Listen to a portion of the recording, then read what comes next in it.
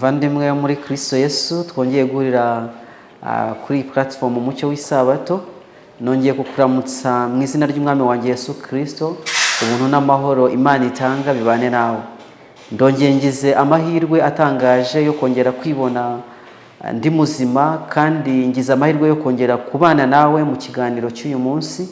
Muri rwa rugendo twatangiye ku itariki ya mbere, twifuza kurugenda uku kwezi kose dusuzuma ukuri kw'iki gihe mu gitabo cy'umuhanuzi Daniel. Iyo niyo nsanganyamatsiko dufite muri uku kwezi. Turi kureba ukuri kw'iki gihe mu gitabo cy'umuhanuzi Daniel. Turi kureba rya jambo ryahanuwe kera muri cya kinyejana cya 5 mbere ya Kristo, ariko ijambo rikomeye, ijambo ririmo ubwenge kugira ngo dusobanukirwe n'iby'Imana ishaka.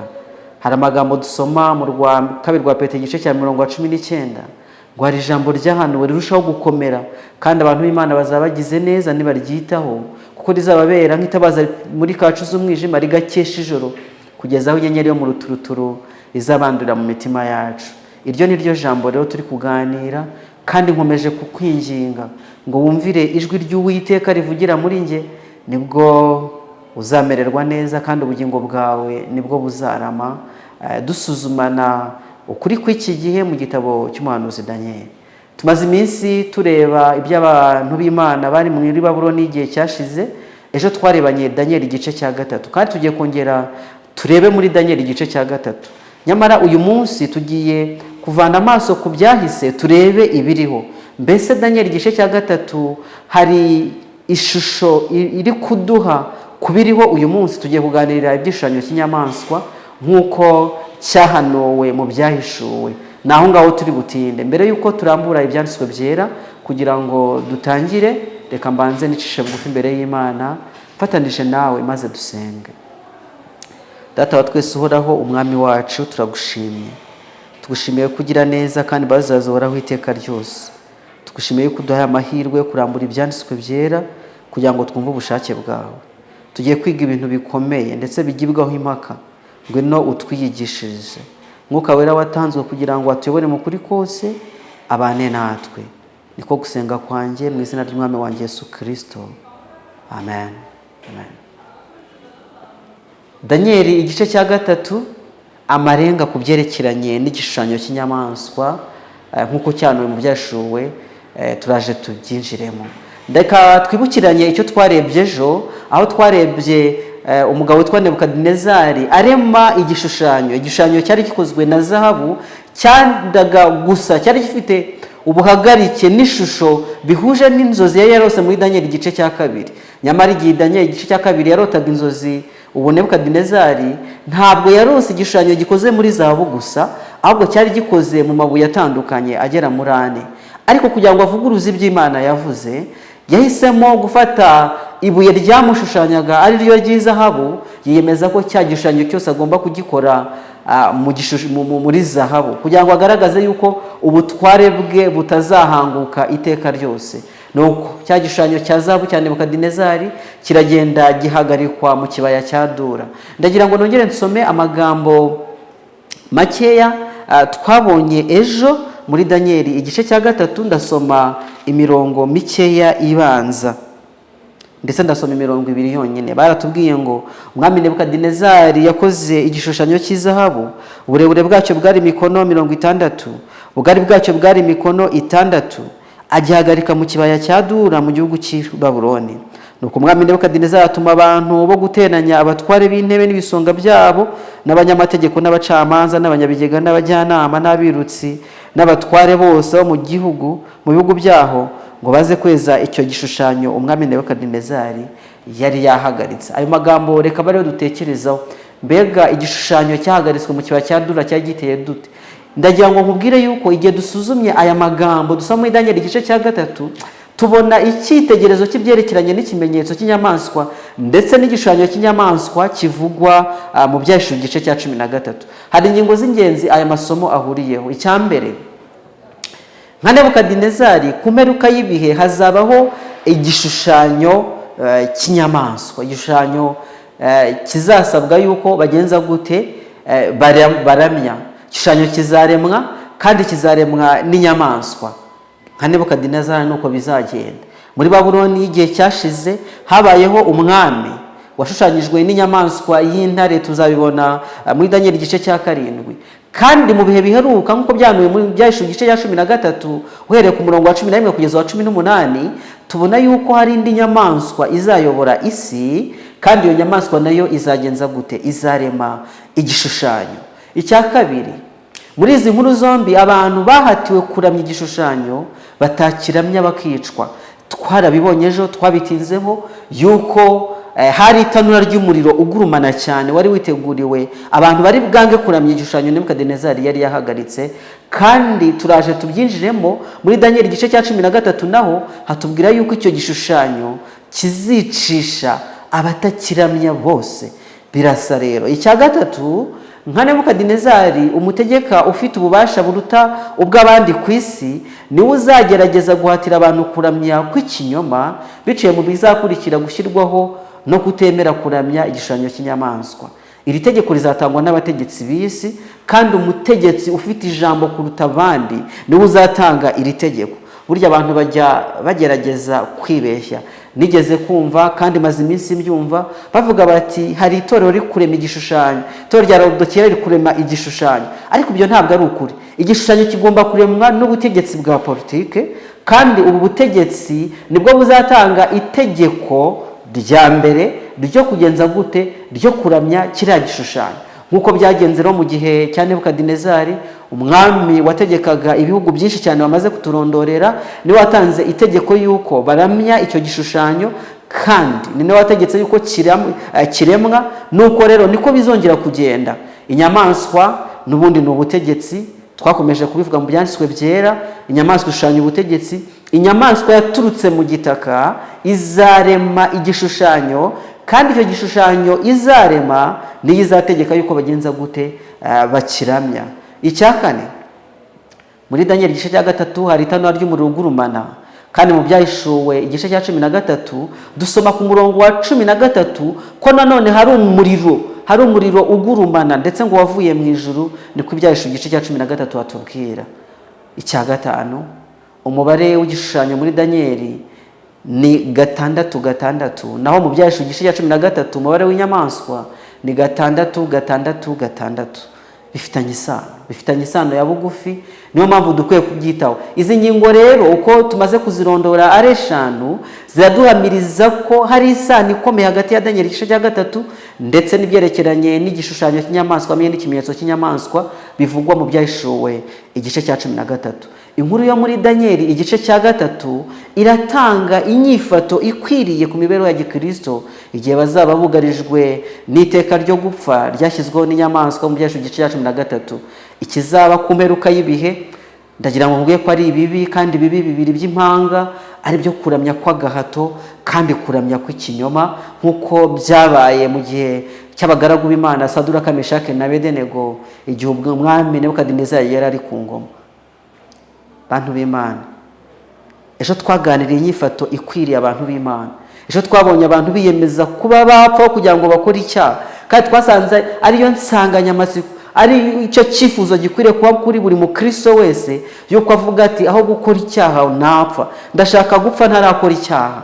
Nuko aba bantu b'Imana rero biyemeje gupfa, baravuga bati tumanitse amaboko yacu kandi tuyamanikiye Data wa twese, abasha kudukiza. Imana dukorera ibasha kudukiza, ariko naho itadukiza ntabwo turi bukore icyaha cyo kubarira ibishushanyo. Twarabonye ko itegeko ry'Imana ribuzanya kugenza gute, kuramya ibishushanyo, ni itegeko rya kabiri. Ariko ndagira ngo nkubwire yuko nk'uko Babuloni ya kera yari yaravanyeho iryo tegeko, bantu baramyaga ibishushanyo, na Babuloni y'uyu munsi uzi uko yavanyeho itegeko rya kabiri ryerekeranye no kutaramya ibishushanyo. Ndagira ngo nkubwire hari idini rya Gikristo riruta andi madini yose ridakozwe iby'itegeko rya kabiri, ndetse abakristo baryo nta nubwo bazi ko ribaho, kandi usanga mu nsengero zabo huzuyemo ibishushanyo.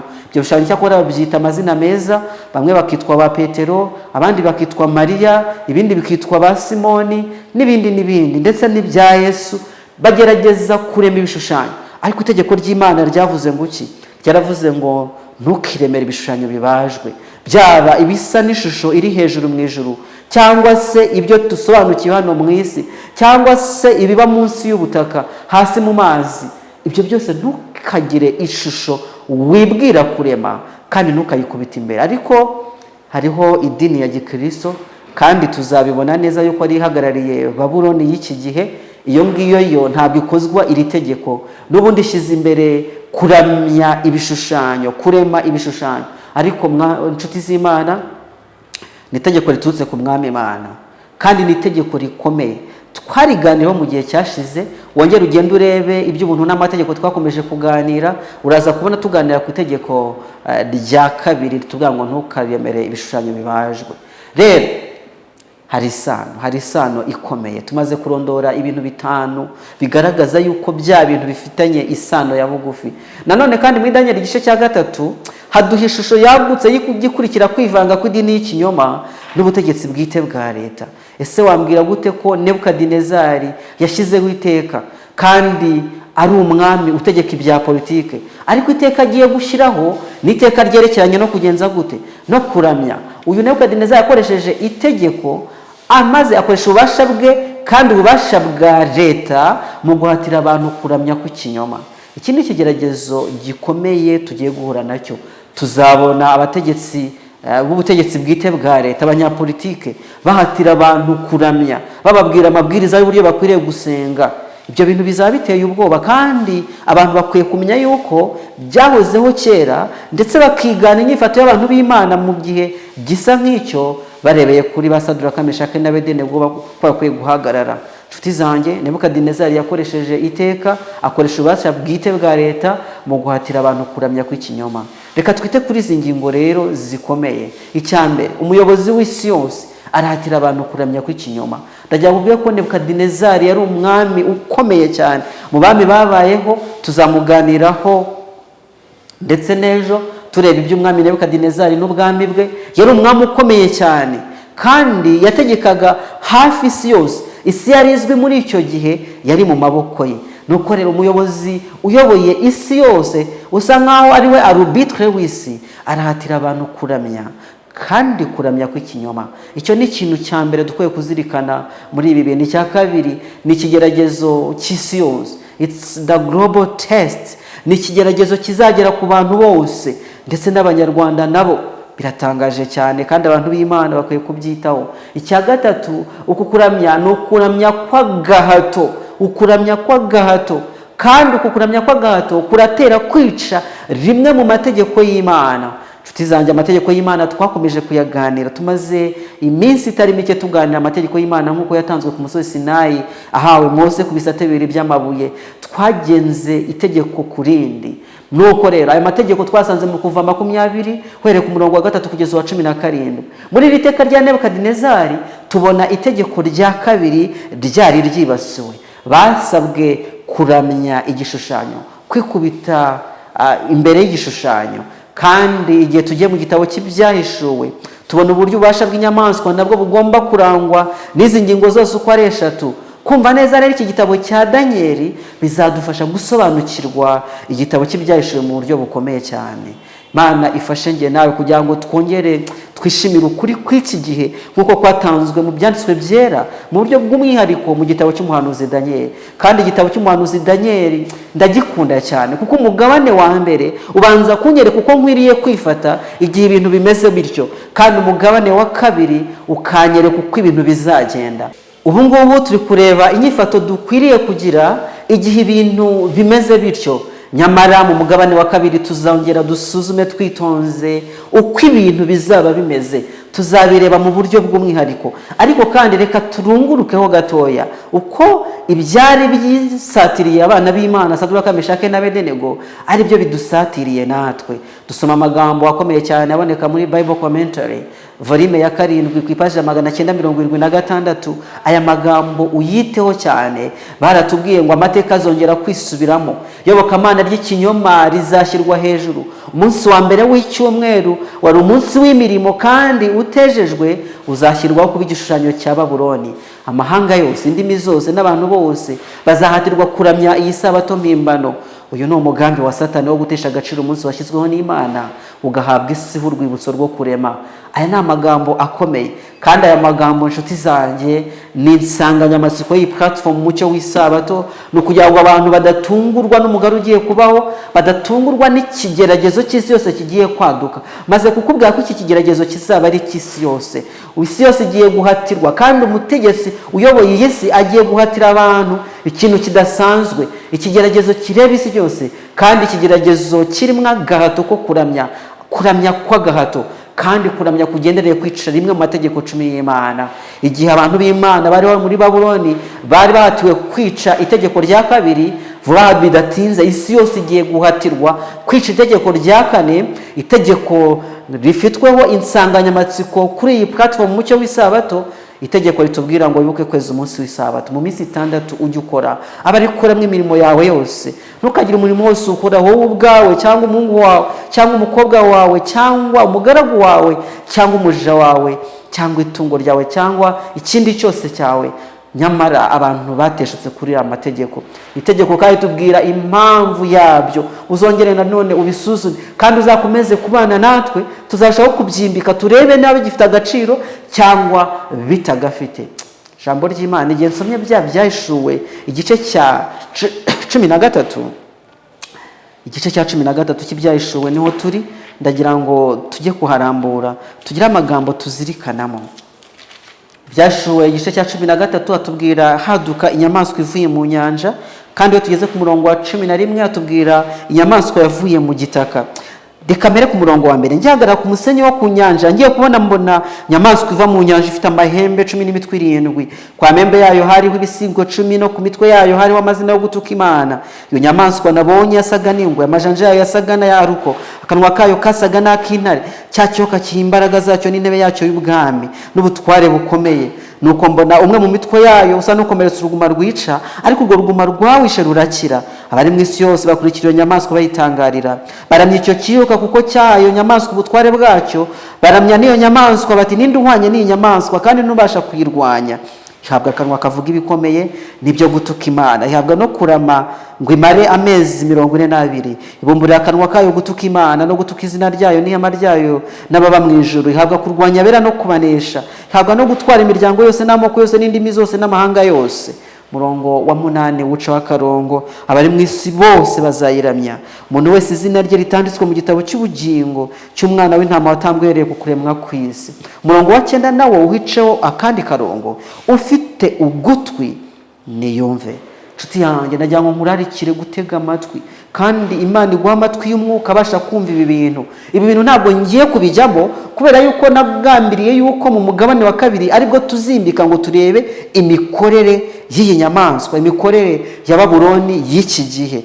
Muri uyu mwanya turi kwirebera uko abantu b'Imana bakwiye guhagarara no kwitwara. Ejo twarebye uko abantu b'Imana bahagaze barwanira itegeko rya 2, baravuga ngo ntabwo turi bwubarare, naho Imana yacu itadukiza, twiteguye gupfa ariko dupfiriye muri Kristo Yesu. Twabonye yuko abantu b'Imana bakomeje kugumana ibyo ibyiringiro by'umuzuko, naho bapfa baba biringiye yuko Imana ibasha kuzura abapfuye. Twarabibonye ejo mu gitabo cy'Abakorine, kwa 2 Abakorine igice cya 1 uhereye ku murongo wa 8.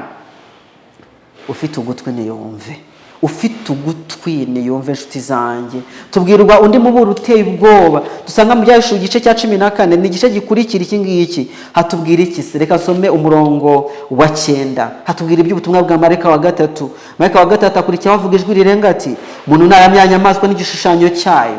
Turi kureba iby'igishushanyo cy'inyamaswa, turi kureba iby'ikimenyetso cyayo, turi kureba n'iby'iyo nyamaswa. Haratubwiye ngo umuntu naramya inyamaswa n'igishushanyo cyayo, agashyirwaho ikimenyetso cyayo mu ruhanga rwe cyangwa ku kiganza, uwo niwe uzanywa ya nzoga ariyo mujinya w'Imana iteguye idafunguyemo amazi mu gacunga k'umujinya wayo, kandi azabazwa n'umuriro n'amazuku imbere y'abamarayika bera n'imbere y'umwana w'intama. Umwotsi wo kubabazwa kwabo ucumba iteka ryose, ntibaruka ku manywa na nijoro. Abaramya inyamaswa n'igishushanyo cyayo, umuntu wese ushyirwaho ikimenyetso cy'izina ryayo.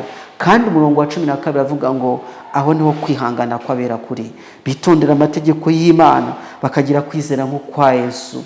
Ndagira ngo nkubwire nanone yuko ubu butegetsi y'inyamaswa, iki gishushanyo cy'inyamaswa, ikimenyetso cy'inyamaswa, nta kindi bigendereye ni ikibazo cyo kwica amategeko y'Imana. Kandi abazemera kuyanambaho bazahura n'akarengane gakomeye, nuko rero ubutumwa buravuga ngo aho niho kwihangana kw'abera kuri, bitondera amategeko y'Imana kandi bakagira kwizera nk'ukwa Yesu, bakaba bafite ibyiringiro byabo muri Kristo we kuzuka n'ubugingo. Kandi utubwira muri Yohana igice cya 11 haratubwira ngo nijye kuzuka n'ubugingo, unyizera naho yaba yarapfuye azabaho. Ibyo nibyo byiringiro rero dushikamyeho, niyo mpamvu twiteguye no kwemera gupfa nk'uko abagaragu b'Imana bari bameze.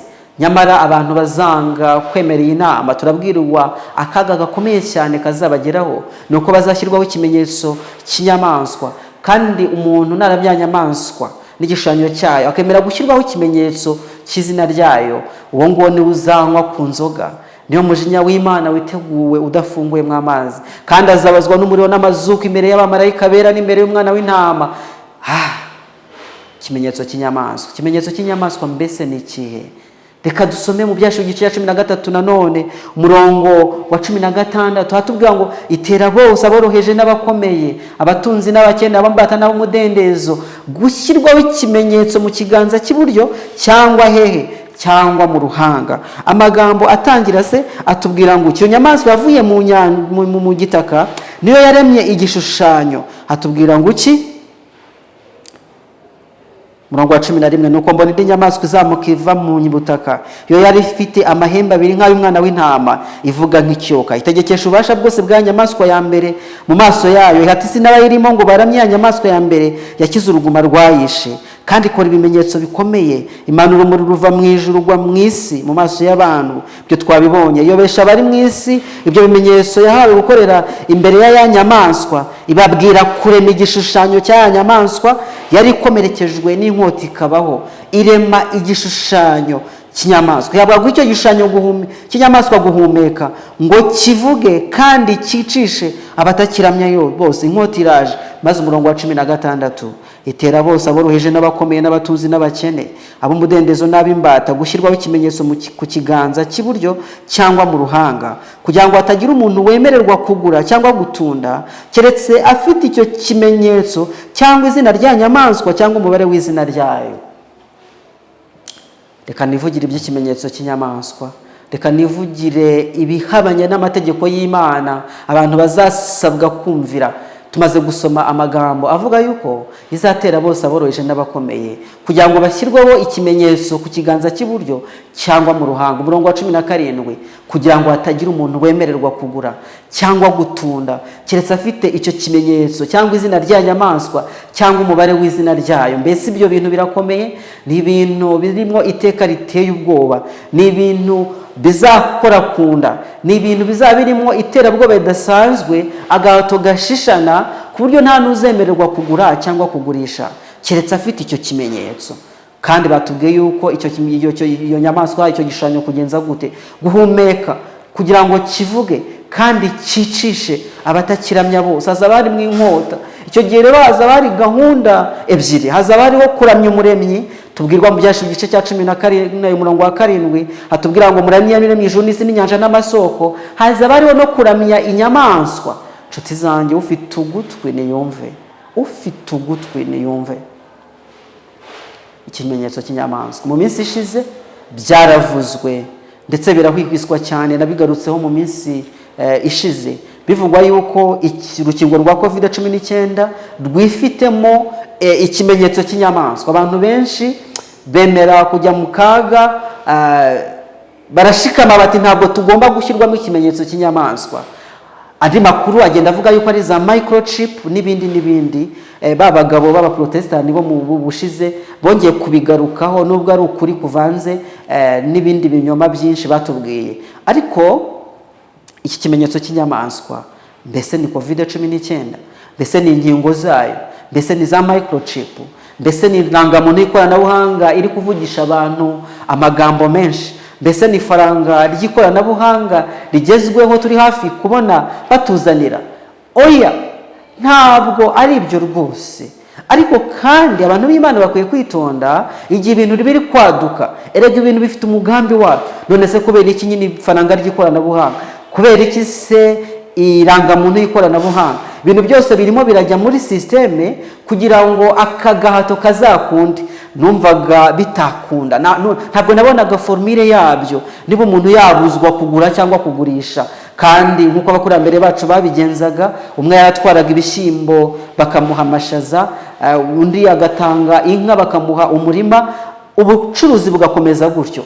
Ariko bigiye kubaho yuko ibyo bintu nabyo bitabasha gukunda, kandi imyiteguro igeze kure. Ibi rero ndabibona nk'imyiteguro yuko ibintu byose bigomba kujya muri systeme. Kandi ndagira ngo ngusomere ikintu gikomeye maze gusoma mu Byahishuwe igice cya 13 yuko ibyo bintu byarekeye mu maboko y'inyamaswa, ndetse azabasha kubikora rwose, ntabwo azabura kubigeraho. Ariko ntabwo ari cyo ngicyo duhanganye nacyo.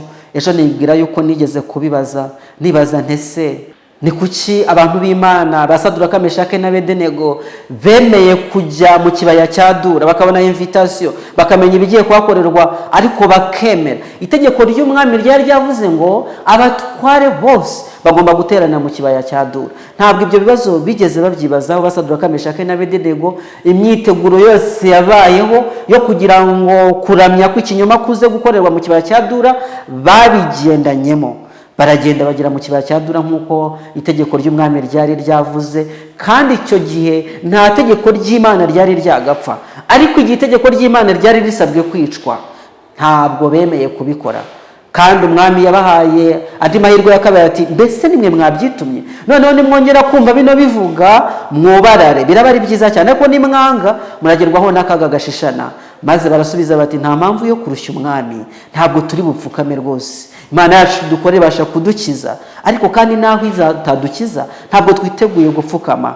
Rero imyiteguro yose kugira ngo ibikorwa byo mu kibaya cya Dura bigerweho byerekeranye no kuramya, ntabwo ba Saduraka, Meshake na Abedenego tubona babirwanya. Ariko igihe cyari kigeze, igihe itegeko ry'Imana rigomba gupfa, ntabwo babyemeye. Sinzi icyo biri butubwire jyewe nawe, niba dukwiye guhangana n'imyiteguro cyangwa dukwiriye kwemera yuko igihe itegeko ry'Imana rizaba rigiye kwicwa ariko tuzahagarara dushikamye. Abantu benshi bafashe ibyemezo, ntabwo nzi aho bavana ibyo bihamya, ariko dukwiye kubisuzuma twitonze kandi dusenga, duciye bugufi imbere y'Imana, twibaza ngo mbese irangamuntu y'ikoranabuhanga tubasha kuyikoresha, mbese amafaranga y'ikoranabuhanga tubasha kuyakoresha. Dukwiye kwicara twitonze, kubera yuko ibyo bintu ntabwo turi bibona yuko biri buje kurwanya itegeko iryo ari ryo ryose mu mategeko y'Imana. Izo ni gahunda za leta, ndetse hari tubirebeye mu bisanzwe ni tekinoloji iri kuba advanced, ariko kandi abantu b'Imana bo bazi by'iyo tekinoloji. Biri kugenda bibumbira abantu bose hamwe kugira ngo ya gahunda yo gutera bose, baba boroheje n'abakomeye, izabashe kugerwaho. Ubwo ibintu byose bizaba biri muri system imwe, kandi nta muntu ubyemerewe, nta muntu wemerewe gukoresha amafaranga asanzwe. Ibintu byose ari cashless, nta muntu ubasha kugurana n'undi kubera yuko system itari bubirekonese. Ibyo bintu nibyo biri gukorwa uyu munsi. Mbese turaza guhangana nabyo cyangwa turategereza duhangane n'icyo dukwiriye guhangana nacyo icyari cyo, aricyo cyo kuba itegeko ry'Imana rigiye kwicwa? Nshuti zanjye, ntabwo nje gushyiraho ihame iryo ari ryo ryose ngo wemere irangamuntu y'ikoranabuhanga cyangwa ntuyakire, ngo wemere gukoresha amafaranga electronique cyangwa ntuyemere. Ahubwo icyo nje kukubwira ni uko dufite ibyinshi byo kwiga ngo dusobanukirwe n'ubushake bw'Imana, tumenye uko bikwiriye kumera. Reka ngaruke kuri za nkingo za COVID-19. Ejo bundi numvise umunyamakuru umwe avuga ibya statistique y'impfu ziyongereye uhereye mu mwaka wa 2021 ubwo hari hadutse nyine izo nkingo. Ntabwo yigeze avuga yuko ari iyo mpamvu iri kubitera, ariko yagaragaje yuko impamvu z'impfu, abantu bari gupfa bishwe n'umutima mu buryo butunguranye, abantu barapfa batarwaye n'ibindi. Icyo ni ikigeragezo kidasanzwe abantu batabasha gusobanukirwa, ndetse bamwe, ntabwo ari njyewe kubera ko ntabwo ndi umuhanga mu by'ubuzima, ariko bamwe batekereza yuko zaba ari ingaruka za bya bintu abantu b'Imana bamwe banze kwakira. Bamwe babyanze kubera yuko bibwira yuko ari ikimenyetso cy'inyamaswa. Ibyo ngibyo rwose ntabwo ari ukuri, tugiye kubisuzuma twitonze. Ariko hari abandi babyanze bazirikana yuko Imana yatanze amategeko yo kwita ku mibiri yacu. Ibintu byaje ari inzaduka, inkingo zaje zikozwe mu mezi 6 gusa, mu gihe inkingo zikorwa mu myaka irenga 14-15. maze mu mezi 6 gusa barabituzanira, maze abantu b'Imana bagira amakenga baravuga bati oya ntabwo turi bwemere kwakira ibi bintu kubera yuko bifite ikibazo, kandi imibiri yacu ni insengero z'Umwuka Wera. Kandi igihe tugiye mu gitabo cya Daniel, inshuti zanjye, ubushize nabigarutseho yuko mbere yuko abagabo b'Imana tubona muri Daniel igice cya 3 bahangana n'ikigeragezo cyo kwicanwa amategeko 10 y'Imana, babanje guhangana n'ikigeragezo cyerekeye kwita ku buzima bwabo muri Daniel igice cya mbere. Kandi hari amagambo twasomye akomeye cyane nababwiye, nuko iki gitabo cya Daniel kitajyaga kuboneka iyo bari abasore barya nkuko abandi bose bariye, iyi imibiri yabo ititabwaho nkuko abandi bose batayitayeho, ahari iki gitabo ntabwo cyari kujya kuboneka. Kandi ngira ngo gutsinda ikigeragezo cya mbere, ayo magambo twarayasomye, byabateguriye gutsinda ikindi kigeragezo gikurikiyeho. None se waratsinze cyangwa waratsinzwe? None se uracyabifata nkaho ntacyo bivuze? Igihe ndebye ayo makuru y'uwo munyamakuru yerekana statistique y'abari gupfa, yewe yavugaga ibya statistique y'abari gupfa mu Rwanda, ntabwo yavugaga ahandi. Kandi mu bindi bihugu naho abanyamakuru, abashakashatsi mu by'ubuzima baragaragaza ibintu bidasanzwe biri kuba ku bantu bitewe n'ibyo bakoze. Ndetse nasomye amakuru ejo bundi, amakuru yo mu gihugu cya Australia, ko rumwe muri za ngingo zatangwaga rwavanywe ku isoko, ko byagaragaje ko ruguteza ibibazo cyane by'umutima. Ntabwo mbizi, ntabwo nje gutera abantu ubwoba, ariko abantu bakwiye kwisuzuma.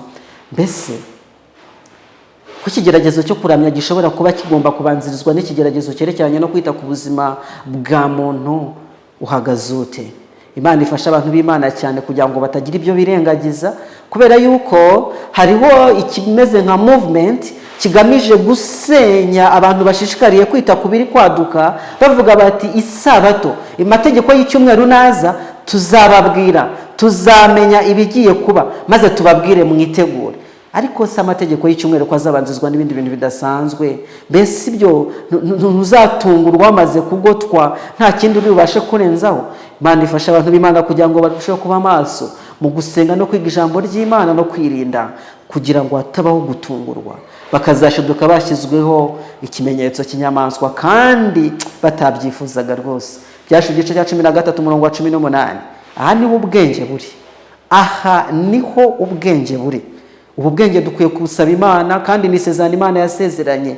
Dusoma muri Yakobo igice cya 2 umurongo wa 5 ngo niba ubuze ubwenge ubusaba Imana, niyo itanga itimana kandi itishama, nayo izabuguha. Imana yacu yabwi icyubahiro, iteguye gutanga ubwenge. Aha rero niho ubwenge buri. Ufite ubwenge aba ari umubare w'iyo nyamaswa, kuko ari umubare w'umuntu, kandi umubare we ni 666. Tumaze kubibona muri Daniel igice cya 3 yuko cya gishushanyo cy'inyamaswa nacyo cyari gifite umubare 666.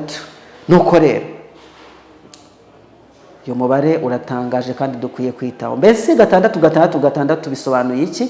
Hari amagambo nsoma mu kinyamakuru cya Kiliziya Gatolika cyitwa Our Sunday Visitor, yanditswe mu kwezi kwa 4 ku itariki ya mbere mu cya 1915. Nayashyize hano uko agaragara kugira ngo nawe uyisomere. Baranditse ngo the letters inscribed on the Pope's mitre are these: Vicarius Filii Dei, which is the Latin for the Vicar of Son of God. Amagambo aboneka ku ingofero ya Papa na yangaya avuga ngo Vicarius Filii Dei, bisobanuye aricyo kilatini gisobanuye ngo umusimbura w'umwana w'Imana. Vicarius Filii Dei. Ndagira ngo nkwibutse yuko abalatini cyangwa se ikilatini, imibare y'ikilatini nayo igendera ku nyuguti. Iyi V isobanura 5, I isobanura 1, C isobanura 100, A nta kisobanura, U isobanuye V n'ubundi ubwo bisobanuye 5, S nta kivuze. Turagenda tubiteranye rero tuze gusanga Vicarius Filii Dei, nk'uko uri kubireba biraza kugenda bibyare umubare 666. Ibi bintu mbese byarahuriranye cyangwa? Tuzabisuzuma neza tureba iby'uyi mikorere y'ubu bupapa, uyu bupapa bw'i Roma. Ndagira ngo mbwiye ko ari ubutegetsi budasanzwe, kandi ubutegetsi buyobora isi yose. Abantu benshi ntabwo babizi, ariko ubwabo barabyihamiriza. Vicarius Filii Dei, uwo ngo ni umubare w'umuntu. Ufite ubwenge bare umubare, kandi ni umubare w'umuntu, kandi uyu muntu afite ikimenyetso. Uyu muntu nyine birumvikana Bibiliya yakoresheje inyamaswa igaragaza iby'ubwo butegetsi. Umubare w'ubu butegetsi ni 666, kandi ubu butegetsi bufite n'ikimenyetso, kandi iki kimenyetso dukwiye kucyitaho. Iki kimenyetso barakihamirije, nanone banditse muri Catholic Record yandikirwa mu Bwongereza, yanditswe mu kwa 9 ku itariki ya mbere mu 1923. Baravuze ngo Sunday is our mark of authority. Icyumweru ni ikimenyetso cy'ubutware bwacu. Icyumweru ni ikimenyetso cy'ubutware bwacu. Iki ni ikinyamakuru cya Kiliziya Gatolika, Catholic Record. Sunday is our mark of authority. The church is above the Bible. The church is above the Bible. And this transference of Sabbath observance is the proof of that. Itorero, Kiliziya iri hejuru ya Bibiliya, kandi uku kwimurira isabato ku cyumweru ni igihamya cyabyo yuko itorero riri hejuru ya Bibiliya. Ngo Sunday ni mark of authority of the Catholic Church. Mbese ibyo bintu birumvikana? Uyu Monseigneur Louis Sego nawe yaranditse ngo it was the Catholic Church which changed the rest to the Sunday. Ni itorero Kiliziya Gatolika ryahinduye ikiruhuko rikimurira ku cyumweru. Mbese ibi birakubwira iki? Bamaze kutubwira yuko ari mark of authority, ikimenyetso cy'ubutware bw'inyamaswa. Ndagira ngo mvuge ko inyamaswa ivuga mu Byeshu igice cya 13 tuzabisuzuma twitonze, ni Roma y'ubupapa nk'uko byahanuwe, kandi tuzabona ibimenyetso byinshi cyane igihe tuba twinjiye muri wa mugabane. Ariko bafite ikimenyetso, kandi ikimenyetso cyabo ni iki? Ni icyumweru. Hari magambo ambabaza yanditswe mu kiswe The Plain Talks About the Protestantism of Today. Ibyo dukwiriye kubwira tweruye abaprotestanti b'uyu munsi. Kiliziya Gatolika yaranditse ngo then the observance of Sunday by Protestants is an homage they pay in spite of themselves to the authority of the Catholic Church. Kubahiriza icyumweru kwa Protestant b'uyu munsi no guca bugufi no guha icyubahiro ubutegetsi bwa Kiliziya Gatolika, kubera yuko iki ni igihimbano cya Kiliziya Gatolika, ni ikimenyetso cy'ubutware bwayo. Igihe Abaprotestant batinyutse bagakora ibinyuranye n'iby'ijambo ry'Imana rivuga, maze bakemera kuramya ku munsi Imana itashyizeho, maze bakashyira ku munsi wa mbere wo gushyira ku munsi wa 7, abo bantu baberekanye yuko bahaye icyubahiro wa wundi wavuze yuko afite ubushobozi buruta bwa Bibiliya, ndetse ngo itorero riri hejuru ya Bibiliya, niko amaze kutubwira. Maze Abaprotestant nabo bakagenda bagaha icyubahiro iyi systeme, ubutegetsi bw'i Roma bubahiriza icyumweru. Ndagira ngo mwibutse rya tegeko, kandi nari narivuze mu kuvugisha 20:8 kwezi wa 11, wibuke kwezi umunsi w'isabato. Mu minsi 6 ujye ukora abayikoreramo imirimo yawe yose, ariko wa 7 niwo sabato y'Uwiteka Imana yawe. Ntukagire umurimo wose ukora wowe ubwawe, cyangwa umuhungu wawe, cyangwa umukobwa wawe, cyangwa umugaragu wawe, cyangwa umuja wawe, cyangwa itungo ryawe, cyangwa umunyamahanga wawe uri iwanyu, kuko iminsi 6 ari Uwiteka yaremeye mu ijuru n'isi n'inyanja n'ibirimo byose, akaruhukira ku wa 7. Nicyo cyatumye Uwiteka umugisha umunsi w'isabato akaweza. Nuko ijambo ry'Imana ribivuga. Icyo ni ikimenyetso cy'Imana nk'uko tubibona mu Kuva igice cya 31:17, hatubwira ko ari ikimenyetso cy'iteka ryose kitandukanya abantu b'Imana n'abatari ab'Imana. Tuzakomeza kubyitegereza twumve agaciro isabato ifite, kandi ubu ngubu ndi kubikubwira ubu nyine Imana yacu itwumvishe ibi bintu. Padiri Eright nawe yongeye yandika amagambo akomeye, aravuga ngo the Bible says remember that you keep the Sabbath day. Bibiliya iravuga ngo wibuke kweza umunsi w'isabato. The Catholic Church says no, by my divine power I abolish the Sabbath day and command you to keep holy the first day of the week. Kiliziya Gatolika avuga ngo oya, ndabyanze, kubw'itegeko ryanjye ntegetse yuko mwubahiriza umunsi wa mbere w'icyumweru. And lo, the entire civilized world bows down in reverent obedience to the command of the Holy Catholic Church. Nuko isi yose mu iterambere ryayo bubamira guha no kumvira itegeko rikomotse ku itorero ryera Kiliziya Gatolika. Bibiliya iravuze, Kiliziya Gatolika nayo iravuga ngo oya. Uyu Father Enright yongeye kuvuga amagambo akomeye arimo ndetse n'ubwishongozi, aravuga ati I have repeatedly offered $1,000 to anyone who will prove by the Bible alone that Sunday is the day we are bound to keep, and no one has called for the money. Nabisubiyemo kenshi yuko natanze miliyoni y'amadolari ku muntu wese uzabasha guhamisha Bibiliya gusa yuko umunsi w'icyumweru ari wo munsi dukwiriye kuziririza, dukwiriye gukomeza no kuruhuka, ariko nta n'umwe wabashije gutsindira ayo mafaranga. Nshuti zanjye, nkundira Kiliziya Gatolika yuko igaragaza yuko ari abanyabubasha koko, ikabyishongora ku baprotestani batemera ukuri kw'ijambo ry'Imana maze bakagendera mu kinyoma cya Kiliziya Gatolika. Muri kategisimu y'Abakatolike baranditse ngo which day is the Sabbath? Mbese umunsi w'isabato ni uwuhe? Abakatolike barasubije ngo Saturday is the Sabbath day. Umunsi wa karindwi niwo sabato y'Uwiteka. Abanyarwanda bayita umunsi wa gatandatu. Mu Cyongereza ni Saturday, kandi mu Gifaransa ni Samedi. Samedi niyo sabato y'Uwiteka, niwo munsi w'isabato. Maze ikindi kibazo kibaza ngo why do we observe Sunday instead of Saturday? None se kubera iki twubahiriza Sunday? Kubera iki twubahiriza icyumweru mu munsi w'isabato? Igisubizo kiravuga ngo we observe Sunday instead of Saturday because the Catholic Church in the Council of Laodicea yabaye muri 336 transferred the solemnity from Saturday to Sunday.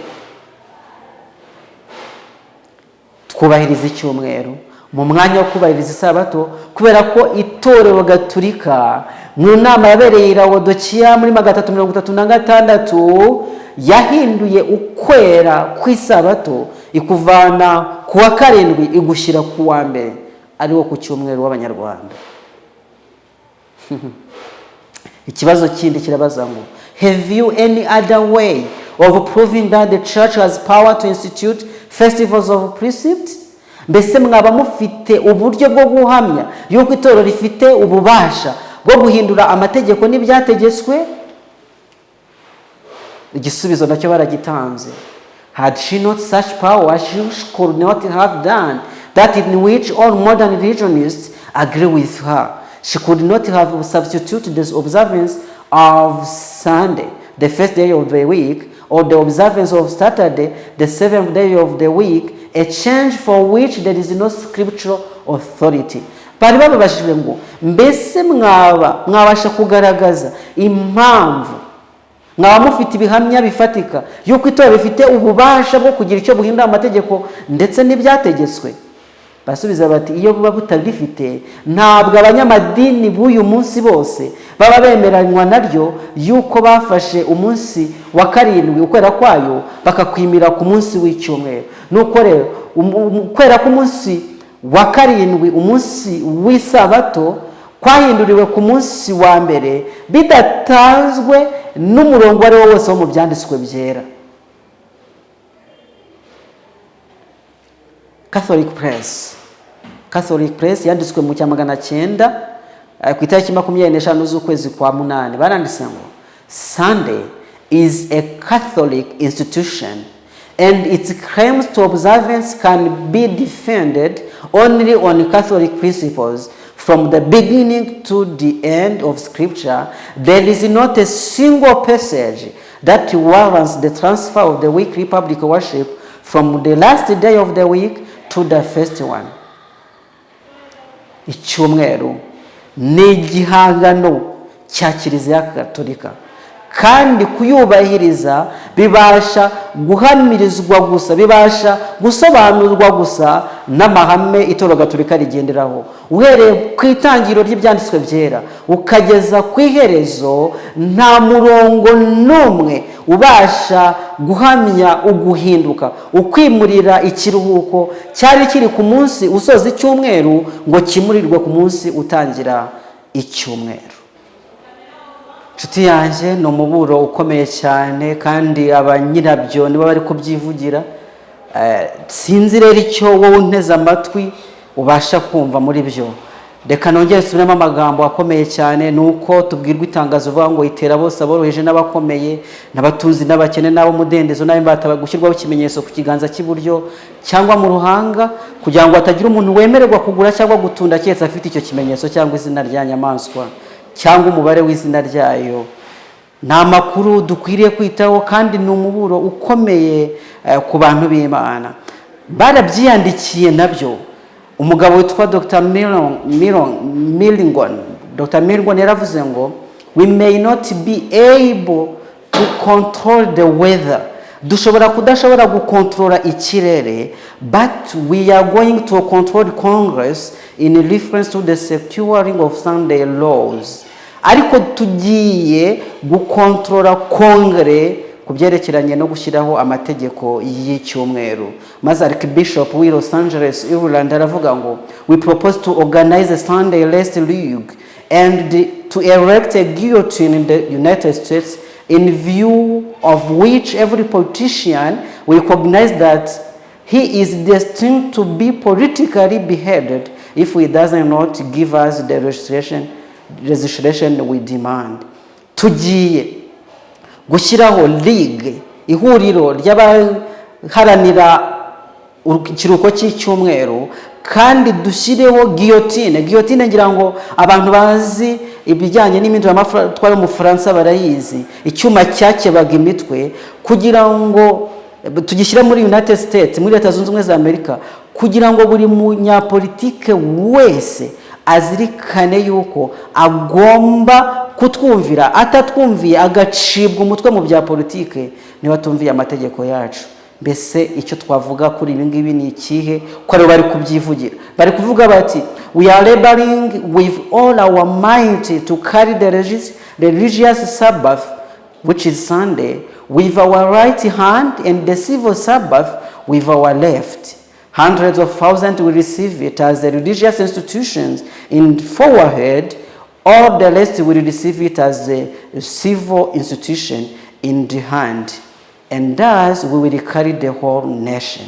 Bari kuvuga ngo turi gukora mu mbaraga zose kugira ngo dushyireho isabato ya gikristo ariyo cyumweru, kugira ngo ibihumbi n'ibihumbi bazayakire nk'igihangano cy'idini mu ruhanga rwabo, abasigaye bazayakira nk'itegeko rikomotse kuri leta, kugira ngo isi yose tubashe kwiyobora. Hari amagambo twatangiriyeho nshaka ko dusorezaho. Amateka azongera kwisubiramo, iyobokamana ari ikinyoma rizashyirwa hejuru, munsi w'imirimo kandi utejejwe uzashyirwaho kuba igishushanyo cya Babuloni. Amahanga yose, indimi zose n'abantu bose bazatirwa kuramya iyi sabato mpimbano. Uyu ni umugambi wa Satani wo gutsemba agaciro umunsi washyizweho n'Imana, ugahabwa isi urwibutso rwo kurema. Nshuti zanjye, nk'uko abantu b'Imana bahagaze twamaze gusomana muri Daniel igice cya 3 bashikamye ku mahame y'ukuri kw'ijambo ry'Imana, ndakurarika mu izina rya Yesu kugira ngo ushikame, kandi ubwo itegeko ry'isabato rigiye kwibasirwa, mbese twabigenza gute? Nta kundi twabigenza uretse kugenza nk'uko abantu b'Imana batubanjije bagenje. Reka nsoreze ku magambo dusoma mu byakozwe no mu gice cya 5:29, haratubwira ngo ibikwiriye ni ukumvira Imana kuruta abantu. Nk'uko abantu b'Imana babihisemo, ndakurarika mu izina rya Yesu kugira ngo nawe abe ariko ubihitamo. Amagambo mvuga ari mu bwenge bwinshi, ariko nzi yuko nawe uri umunyabwenge. Pawulo abwira Abakorinto ati ndababwira namwe muri abanyabwenge, mutekereze ibyo mvuga niba koko ari by'ukuri. Ngaho nawe suzuma ukoresheje ubwenge bwawe, kandi tube twiteguye kwemera kugendera mu bushake bw'Imana. Vuba bidatinze tugiye guca mu mpatanwa zikomeye, ariko hirya yazo Kristo azerekanwa atungutse ku bicu, tumusanganire mu bicu, aje kudutwara tuvanye mu isi. Hari akarengane kadasanzwe, ariko uko Imana yabanye n'abakurambere bacu niko natwe izabana natwe. Reka dusabe Imana kugira ngo idukomeze kandi turusheho kuyishikamamo. Niko ngusabira, nanjye nisabira mu izina ry'Umwami wanjye Yesu Kristo, amen. Reka dusenge. Data udukunda uri mu ijuru, uhimbazwe. Gushimiye ko uduhaye amahirwe yo kumenya aya makuru adasanzwe, amakuru y'ukuri kw'iki gihe. Uduhe kubyitaho cyane, kandi ubwo Satani asheze kugira ngo atuvane ku mategeko yawe, uduhe kugushikamamo, uduhe kuyibwira ku manywa na nijoro, atunezeze kugeza ubwo tuzashaka gufata ibyemezo nk'iby'abakurambere bafashe, Basaduraka, Meshaki n'Abedenego. Niko gusenga kwanjye nisabira na mwene data twabanye muri iki cyigisho, mu izina rya Yesu, amen.